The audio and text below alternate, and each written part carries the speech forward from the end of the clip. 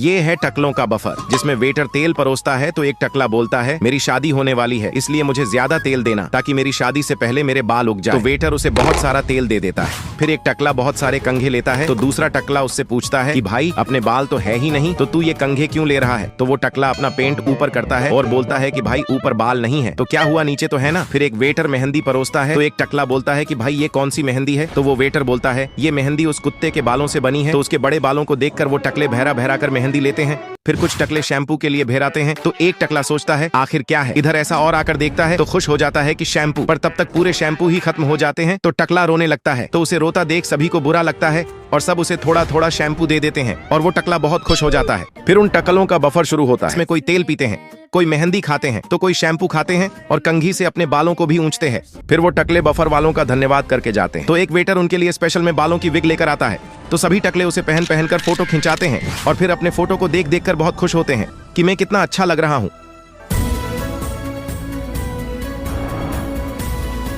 एक आदमी बहुत मोटा होता है जिसकी वजह से वो काम करते समय थोड़ी थोड़ी देर में ही थक जाता है तो मालिक उसे काम से निकाल देता है। फिर वो एक गार्ड की नौकरी करता है तभी एक चोर आता है और उसके सामने से ही सामान चुराकर भागने लगता है और वो तो उसके मोटापे की वजह से उसे पकड़ ही नहीं पाता। तो उसका मालिक उस पर बहुत चिल्लाता है और उसे नौकरी से निकाल देता है। फिर वो अपने घर जाकर अपने बीमार पिता के पास बैठकर बहुत रोता है और बोलता है पापा मुझे मेरे मोटापे की वजह से कोई कुछ काम ही नहीं देता। तो उसका पापा उसे तसल्ली देता है कि तुझे भी तेरे लायक कुछ काम मिल ही जाएगा। फिर वो रास्ते से जा रहा होता है तभी एक लड़का उसे मोटे बोलकर बुलाता है और उससे बोलता है ये ले जहर, इसे खाकर मर जा, कम से कम धरती से बोझ तो कम होगा। तो ये सुनकर उसे बहुत गुस्सा आता है और वो उसे खींचकर जमीन पटक देता है और उसके ऊपर बैठ जाता है जिससे वो लड़का मर जाता है और उस लड़के की चेन को उसके गले से निकाल लेता है। फिर सुबह वो अपने पिता के लिए दवाइयां लाता है और उन्हें पिलाता है। फिर पिता काम का पूछता है तो वो बोलता है हाँ मुझे भी मेरे लायक कुछ काम मिल ही गया। और वो रात में जमीन पर पैसे रखकर छिप जाता है और एक लड़का पैसों को उठाता है तो वो मोटा पीछे से उसे धक्का देकर उस पर बैठ जाता है जिससे वो मर जाता है और उसके सारे पैसे चुरा लेता है। फिर वो मोटा ऐसे ही लोगों पर बैठ बैठ कर उनके पैसे चुरा लेता है और एक बहुत अमीर आदमी बन जाता है।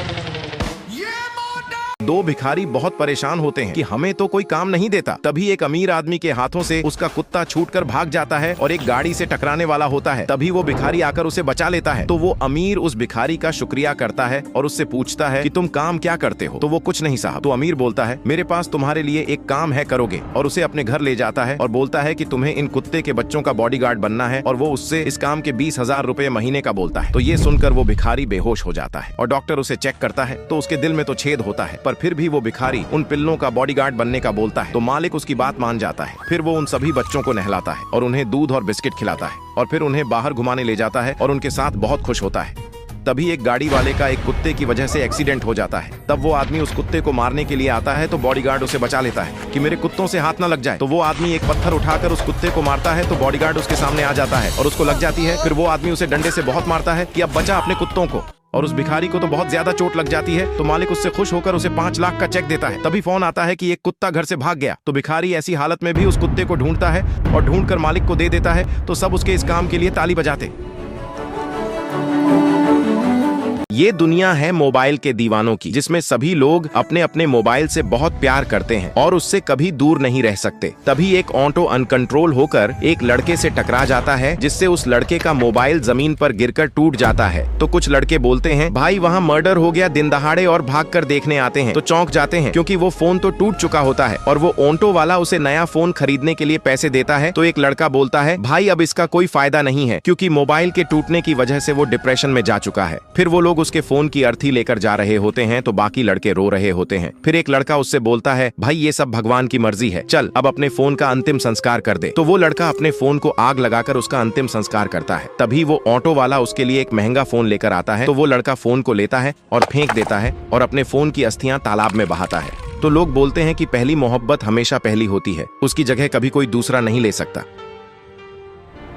दो गरीब भाई अपनी बहन को लेकर गांव से शहर बिजनेस करने आते हैं और एक अच्छी जगह देखकर अपनी चाय की दुकान खोल लेते हैं और चाय बेचते हैं। तो उनकी दुकान पर बहुत सारे ग्राहक आते हैं। तो उन्हें देख दूसरे दुकानदार बोलते हैं कि कौन है ये, हमारे सारे ग्राहक तो इसी के पास जा रहे हैं और उसे वहां से हटाने का सोचते हैं। तो एक दुकानदार उसके पास जाकर उससे दुकान हटाने का बोलता है, पर वो मना करते हैं। तो वो तो जबरदस्ती करने लगता है और अपने भाई को बुलाता है जो कि एक पुलिस वाला होता है और वो पुलिस वाला तो उससे दुकान हटाने को बोलता है, पर वो नहीं मानते। तो वो दुकानदार और पुलिस वाला मिलकर उसे झूठे केस में फंसा देते हैं और गिरफ्तार करके अपने साथ ले जाता है। तो उसका भाई बहुत रोता है और अपनी बहन से बोलता है, बहन अपने भाई को इन लोगों ने झूठे केस में फंसा दिया है, अब तुझे ही एक बड़ा ऑफिसर बनकर अपने भाई का बदला लेना होगा। और वो अपनी बहन को एक बड़ा ऑफिसर बनाने के लिए बहुत मेहनत करता है। फिर कुछ साल बाद उसकी बहन एक बहुत बड़ी ऑफिसर बन जाती है और जेल जाकर अपने भाई को बाहर निकलवा लेती है। तो उसका भाई उसे पुलिस की वर्दी में देख बहुत खुश होता है। तभी वहाँ वह पुलिस वाला आता है तो वो उसे नौकरी से निकाल देती है कि तुमने 20 साल पहले मेरे भाई को झूठे आरोप में फंसाया था, और उसे अरेस्ट करवा देती है। फिर वो जाकर उन दुकानदारों को वहाँ से डंडे मार मार कर भगा देती है